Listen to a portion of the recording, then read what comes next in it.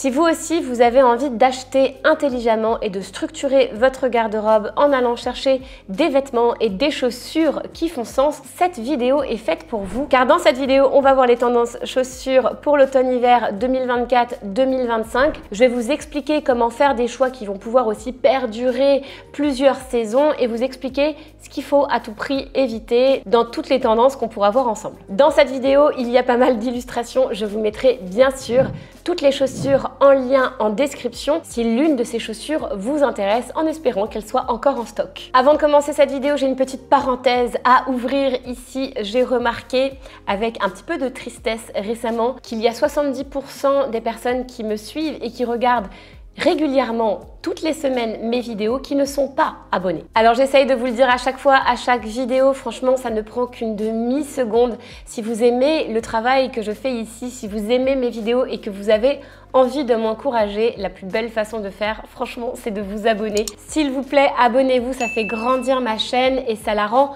plus visible pour que d'autres femmes puissent profiter aussi de ces conseils complètement gratuits. Mon but à moi ici sur cette chaîne, c'est pas forcément de vous montrer mon style et de vous dire regardez comme je suis stylée, etc. C'est vraiment de vous instruire à une garde-robe qui va vous ressembler, de vous instruire pour que vous puissiez trouver votre style signature, de vous inspirer un maximum pour que vous puissiez trouver de la joie de vivre à travers ce que vous portez. Et cette joie de vivre, elle passe aussi par les chaussures. La chaussure, elle a un impact absolument fantastique sur votre silhouette. Elle peut soit venir contredire la tenue que vous portez, soit venir l'appuyer en termes d'énergie. Donc franchement, les chaussures, c'est très important.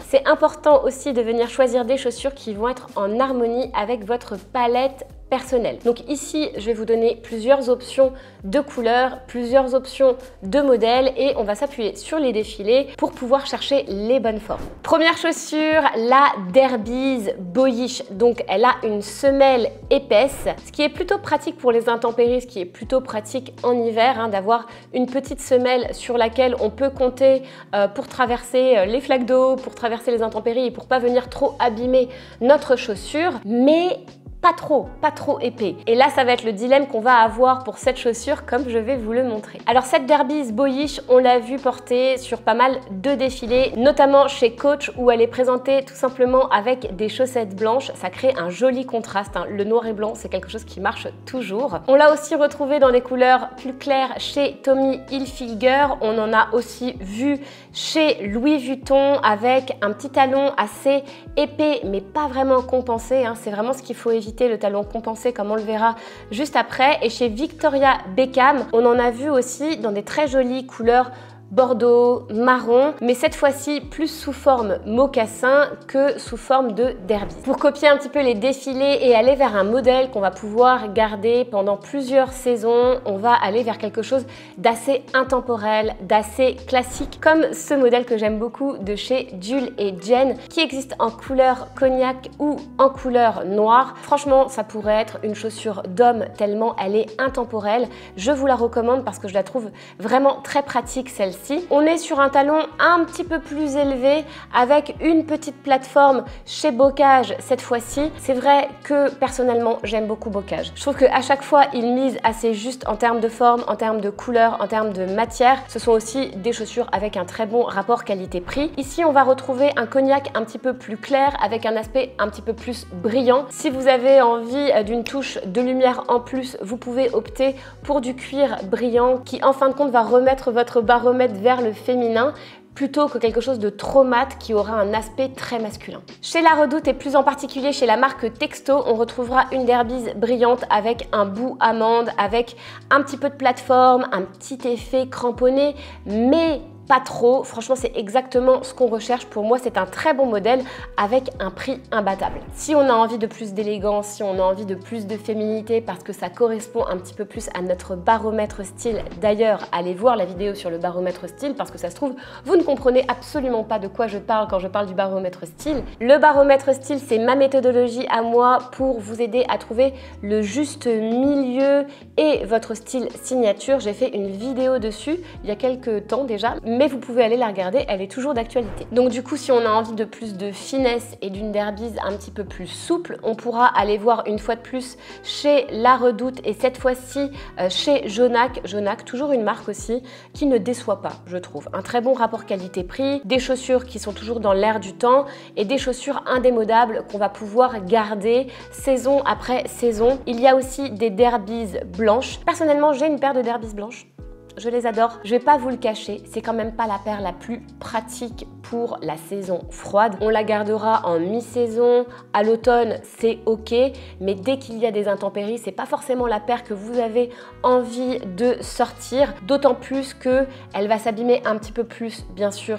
Si elle est blanche, on préférera quand même la première catégorie des chaussures un petit peu plus masculines. Par contre, c'est quand même une très belle paire de chaussures. Personnellement, j'en ai rêvé pendant longtemps avant de pouvoir m'en trouver une paire et j'ai exactement celle-ci de chez Repetto qui est du coup le modèle Zizi en blanc. J'aime beaucoup les porter mais je trouve qu'elles restent quand même plus printanières, donc peut-être à mettre dans votre liste shopping pour l'année prochaine. Chez Geox et chez Tamaris, on a deux modèles de chaussures à lacets qui sont assez intéressants et qui vont vous permettre d'avoir un petit peu de hauteur si vous aimez porter des talons. Ce sont des talons extrêmement confortables parce qu'ils sont carrés et donc vous avez un bon appui pour marcher. Ça peut être aussi une très bonne option pour venir féminiser cette paire sans avoir à tomber dans la derbise souple et molle, plate, qui n'a pas de talons et qui forcément, de par sa nature, pourra plus facilement s'abîmer. À éviter maintenant dans cette catégorie les chaussures à lacets avec des énormes plateformes épaisses. Alors celle-ci a déjà une plateforme épaisse, mais on peut faire encore plus épais et encore plus haut. Alors je comprends qu'on ait envie de gagner en hauteur et avoir aussi toujours le côté confortable. Je pense qu'on doit être assez confortable dans ce genre de chaussures, mais franchement je préfère un petit talon carré qui va être beaucoup plus élégant et que vous allez pouvoir garder pendant plusieurs saisons que de tomber dans une tendance comme celle-ci qui pour moi n'a pas beaucoup de sens. Dans le même registre, on évitera la plateforme, mais la plateforme en bloc comme ça qui va venir alourdir la silhouette, et on évitera aussi de tomber dans la chaussure très colorée. Ce n'est pas une chaussure fun, c'est une chaussure qui va vous permettre de faire plein de combinaisons de vêtements, c'est une chaussure qui va pouvoir vous dépanner pas mal d'idées de tenues, c'est une chaussure qui va pouvoir vous accompagner saison après saison, mais ce n'est pas une chaussure dans laquelle on va aller mettre des couleurs, des imprimés, etc. parce que souvent, les chaussures colorées sont beaucoup plus compliquées à porter. Ce que je vous conseille, c'est de toujours avoir la loi de Pareto pour votre style en place, que ce soit pour les vêtements, mais aussi pour les chaussures. 80% de chaussures joker, des chaussures basiques, dans des couleurs basiques et dans des formes classique, pour 20% de chaussures dans des couleurs fantasy avec peut-être des imprimés et des choses un petit peu plus fun, mais pas pour ce modèle. Je pense qu'on pourra aller chercher dans d'autres styles de chaussures qui sont moins pour le quotidien, en fin de compte, des choses un petit peu plus fun. Deuxième chaussure qu'on a vu un petit peu partout sur les défilés et que vous devez voir aussi un petit peu partout sur les réseaux sociaux, dans les boutiques, dans la rue, c'est une grosse tendance de cette saison, c'est la bottine biker. Cette bottine biker, on l'a retrouvée dans les défilés, notamment chez Loewe, que ce soit en noir ou en couleur. On en a vu aussi pas mal chez Valentino, plutôt mélangé à un dressing très féminin, donc c'est toujours cette idée de contraste dont je vous parle assez souvent dans mes vidéos. On choisit la mauvaise chaussure pour la tenue, par exemple ici une tenue de soirée portée avec des bottines biker, et on en a vu un petit peu dans le même thème avec des vêtements très habillés, très sophistiqués chez Louis Vuitton. Donc on est toujours dans cette idée de la bottine d'homme, on a quand même un baromètre assez masculin. Pour moi ici on n'est pas sur un intemporel, donc attention à la couleur, attention à toutes les fioritures qui pourrait y avoir autour de ce modèle parce que on pourra vite tomber dans le déguisement. Ce que vous devez garder dans ce modèle, c'est la boucle, elle est emblématique de la chaussure biker, et si on ne devait garder qu'un détail, ce serait celui-ci. C'est d'ailleurs ce que je vous conseille de faire. Regardez ce modèle de chez Aloas, j'adore cette marque de chaussures, vous le savez, j'ai déjà plusieurs bottes de chez eux et franchement à chaque saison froide j'ai beaucoup de plaisir à les ressortir. Ici on est sur un modèle qui va nous offrir plusieurs teintes possibles et on a gardé uniquement la boucle qui est un petit peu sous forme de sangle et qui va passer en dessous de la chaussure, et un petit détail en haut de la botte. Je trouve que c'est un modèle absolument parfait et il est disponible en noir ou en marron, donc faites votre choix. Ensuite on va avoir une low boot. Si vous n'aimez pas la hauteur de la botte que je viens de vous présenter, qui selon moi est plus dans l'air du temps, mais qui peut être compliqué quand on a un mollet fort. Vous savez, je vous explique souvent quelque chose. La ligne de rupture, là où commence une pièce et là où s'arrête une pièce, c'est hyper important. Si vous n'avez pas envie de mettre en valeur votre mollet, ce ne sera pas forcément le bon modèle. J'ai ici une botte motarde en cuir qui est un petit peu plus basse. Celle-ci, elle pourrait commencer à un endroit un petit peu plus valorisant pour la plupart des femmes, à un endroit où en fait le mollet va se rétrécir. Donc on fait attention à poser cette ligne de rupture sur des endroits qu'on aime et sur des endroits qui vont se rétrécir. C'est vraiment les deux choses à garder en tête pour les bottes. Chez La Redoute, on a une paire assez intéressante aussi parce qu'elle est un petit peu biseautée, ce qui veut dire qu'elle va allonger la cheville. Si vous n'aimez pas votre mollet, ce sera vraiment parfait. Et en plus, on a un petit talon pour avoir une petite hauteur. Certaines d'entre vous adorent avoir un petit talon et je pense que celui-ci est vraiment très confortable. On est sur à peu près 6 cm de talon, donc c'est vraiment très facile de pouvoir marcher avec ce genre de talon. Ça peut vous donner une petite hauteur et c'est très confortable. On a chez Bocage aussi un modèle assez intéressant. Une nouvelle fois, ils font assez fort en termes de forme, en termes de couleur. On a quelque chose qui est un peu biker, mais qui va aussi flirter avec le féminin. Donc si vous n'aimez pas ce style un petit peu trop fort, vous pouvez aller vers un modèle comme celui-ci qui va garder une boucle, mais une boucle un petit peu plus féminine, placée à un endroit un petit peu plus féminin et donc un petit peu moins marqué. À éviter à présent, vous l'aurez deviné, on va éviter tout ce qui fait un petit peu déguisement motard, comme cette paire ici qui a trop de sangles, qui a trop de détails, qui a trop de plateformes et qui du coup tombe un petit peu dans le dressing de l'adolescente mal dans sa peau. En tout cas, c'est ce que ça me donne comme idée en regardant cette photo. On évite aussi les métallisés. Alors je sais que je vous dis très souvent que les métallisés, ce sont des chaussures qui sont extrêmement faciles à porter. Ce sont des chaussures joker pour moi, mais pas dans ce modèle-là. On a envie de rester sobre parce que si on met du métallisé sur toute une bottine motarde, ça fait un petit peu too much. Il y a un trop gros contraste en fait entre le modèle et la couleur. Et je pense que c'est très difficile à porter. Troisième chaussure tendance cette saison, et en vous disant ça, j'ai presque envie de me reprendre parce que pour moi, c'est pas forcément une tendance, mais c'est une chaussure qui est très présente, en tout cas sur les défilés et dans les collections cette saison, c'est la chaussure léopard. J'avais dit dans ma vidéo sur les tendances, peut-être que vous l'avez pas encore vu, alors je vous remets le lien ici. Le léopard, en fin de compte, ça fait à peu près 10 ans qu'il est tendance, 10 ans qu'on le porte en ceinture, qu'on le porte sur nos ballerines, qu'on le porte en vêtements, qu'on le porte en veste, on l'a vu décliner dans plein de vêtements différents. La question est-ce qu'on va s'en lasser à un moment et on va l'expulser complètement de notre garde-robe pendant 10-20 ans, ou est-ce que c'est devenu un énorme basique et en fin de compte, si vous aimez cet imprimé, vous pouvez carrément investir aussi dans des chaussures léopard parce que c'est une tendance qui va rester et qui va s'inscrire comme un basique. Moi, j'ai un peu l'impression qu'à un moment, comme tous les imprimés, on va s'en lasser, mais pour la nouvelle saison, il est encore là. Donc on en a vu chez Isabelle Marant porté avec des vêtements colorés, rouges, léopard. On est vraiment dans un dressing assez yang, assez excentrique, assez affirmé. J'aime beaucoup l'énergie. On en a aussi vu dans des maisons un petit peu classiques comme chez Dior où on a pu apercevoir dans les défilés pas mal de bottes léopard. Et on en a aussi vu chez Marni, ici dans des mélanges de léopard, léopard en sac, léopard en vêtements, léopard en chaussures, total léopard, c'est un peu too much, mais pourquoi pas, la mode elle est aussi là pour nous inspirer, pour nous apporter une dose de créativité. Il faut le voir un petit peu comme de l'art, je trouve, donc pourquoi pas. Si ça vous interpelle et que vous avez envie d'investir dans des chaussures léopard, je vous ai fait du coup une petite sélection. Alors avec le léopard, ce qui est cool, c'est qu'on peut vraiment s'amuser à travers les modèles. On peut aller vers une ballerine léopard comme on peut en avoir chez Repetto, ou alors retourner sur le modèle de départ de cette vidéo vers une derbise à lacets dans une matière plutôt souple en léopard, comme on les a vus ici chez les Galeries Lafayette. J'aime beaucoup le fait qu'il y ait que 2 brides, donc ça reste assez minimaliste. On pourra aussi le reporter très facilement en 2025 pour le printemps par exemple. Ou dernièrement, une façon facile de porter le léopard, c'est en touche sur des baskets. Ici, vous avez 2 petits modèles de chez Dul et J hygiène que je trouve vraiment très mignon et très facile à venir associer avec plein de vêtements. On évitera par contre ce genre de modèle. On est sur une Santiago léopard avec beaucoup de détails. On est sur un tricolore, du blanc, du rouge, du léopard. Et franchement, c'est vraiment la paire de chaussures que vous achetez parce que c'est un coup de foudre et vous ne la mettez qu'une seule fois, voire pas. On évitera aussi le mélange du léopard avec d'autres registres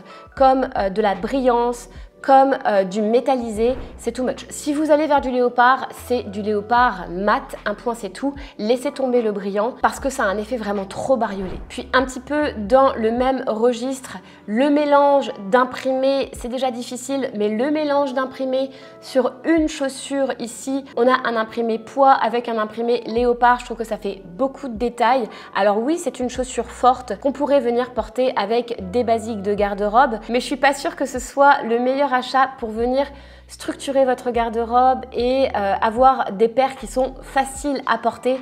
Je trouve qu'il y a quand même beaucoup de détails et donc c'est plus difficile au niveau de l'assemblage. Quatrième paire de chaussures très tendance cette saison, mais elles étaient aussi tendance l'hiver dernier, ce sont les Santiago. Bon, je vais pas vous le cacher, s'il fallait choisir entre la chaussure biker, la botte de biker et la botte Santiago, je pense que j'irai plus vers le côté Santiago. C'est des chaussures qui ont une énergie forte masculine, qui vont ajouter une espèce de tension, qui vont ajouter vraiment beaucoup d'énergie yang à votre tenue, mais je trouve qu'elles sont vraiment intéressantes pour venir créer des contrastes. Au niveau des défilés, on en a vu chez Elisab, mais on en a aussi vu chez Lariucci dans un tas de couleurs et dans un tas de matières différentes, souvent aussi avec des bicolores qui sont un petit peu l'ADN même de cette chaussure Santiago. Personnellement, je trouve qu'elle est assez intéressante cette Santiago au niveau de la jambe, puisque la première chose c'est qu'elle ne colle pas à votre peau, donc vous avez un petit peu d'espace entre votre corps et la bottine, ce qui pour la plupart d'entre nous est non seulement un gage de confort, mais c'est aussi un gage d'élégance parce que si on a le mollet un peu fort, il vaut mieux porter quelque chose qui pourra avoir du mouvement plutôt que quelque chose de complètement serré. Au niveau des différents modèles, on retrouvera un modèle haut, donc d'une botte haute chez Mage. Je trouve qu'elle est quand même assez sympathique celle-ci, même si le prix pique un peu. Si vous avez un petit peu moins de budget et que vous n'avez pas envie d'investir dans une paire de bottes hautes, on a aussi des low boots qu'on retrouvera chez Tamaris avec un petit peu de détails mais pas trop pour rester quand même dans une forme assez classique. Chez Monoprix, on va retrouver une chaussure façon Suède. Vous savez que tout ce qui est Suède, suédine, c'est vraiment très en vogue aussi pour la nouvelle saison. Et ici, on aura des petits détails cloutés qui rajouteront un petit peu de lumière sans trop en faire. Chez Mango, on retrouvera des bottines camel façon Suède, elles aussi, pour moins de 60 €, donc je trouve que c'est un très bon rapport qualité-prix et c'est vraiment une paire de chaussures qu'on va pouvoir